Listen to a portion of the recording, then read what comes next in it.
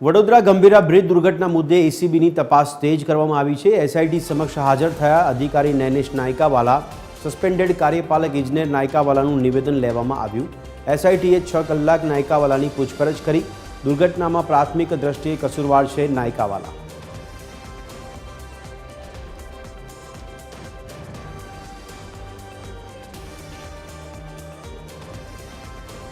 તો આજ અંગે વધુ વિગત આપી રહ્યા છે અમારા એસોસિએટ એડિટર અમિત ઠાકુર। અમિત, જણાવશો જે એસઆઈટી દ્વારા 6 કલાકની નાયકાવાલાની પૂછપરછ કરવામાં આવી છે, કયા દ્રષ્ટિકોણમાં પૂછપરછ ચાલી રહી છે અને કયા કયા મુદ્દાઓ ઉજાગર કે ખુલાસા થવાની શક્યતા?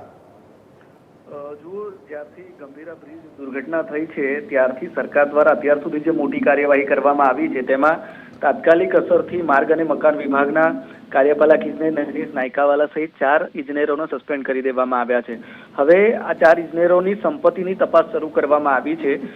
વડોદરા એન્ટી કરપ્શન બ્યુરો દ્વારા આ મામલે સ્પેશિયલ ઇન્વેસ્ટિગેશન ટીમની પણ રચના કરવામાં આવી છે। સીટ દ્વારા અત્યાર સુધી 3 ઇજનેરોના નિવેદન લેવામાં આવ્યા હતા, પરંતુ નૈનેશ નાયકાવાલાનું નિવેદન અત્યાર સુધી નહોતું લેવામાં આવ્યું। આજે નૈનેશ નાયકાવાલાને બોલાવવામાં આવ્યા। આખો દિવસ 6 કલાક સુધી નૈનેશ નાયકાવાલાની પૂછપરછ કરવામાં આવી છે એસઆઈટી દ્વારા અને તેમની મિલકતોની તપાસ કરવામાં આવી રહી છે એસીબી દ્વારા। અને એટલા માટે જ તેમની મિલકતો જે પણ તેમને વસાવી છે, આરોપ એવો છે કે જે માર્ગ અને મકાન વિભાગમાં કરપ્શન કરીને ભ્રષ્ટાચાર કરીને અધિકારીઓ જેટલા પણ સસ્પેન્ડ કરવામાં આવ્યા છે તેમણે પોતાની મિલકતો વસાવી છે અને એ જ દિશામાં હવે સરકાર તપાસ કરી રહી છે। નૈનેશ નાયકાવાલાની પણ સુરતમાં જેટલી પણ સંપત્તિ છે, મૂળ સુરતના છે નૈનેશ નાયકાવાલા, ત્યાં જેટલી સંપત્તિ તેમને વસાવી છે તેમના ડોક્યુમેન્ટ્સ મંગાવવામાં આવ્યા। સાથે સાથે પરિવારના નામે કેટલી મિલકતો છે તે પણ તપાસવામાં આવી છે। લગભગ 6 કલાક સુધી તેમની પૂછપરછ કરવામાં આવી છે।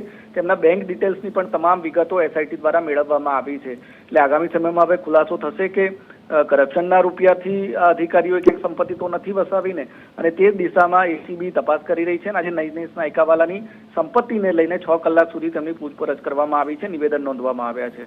જી અમિત, ધન્યવાદ સમગ્ર માહિતી આપવા બદલ।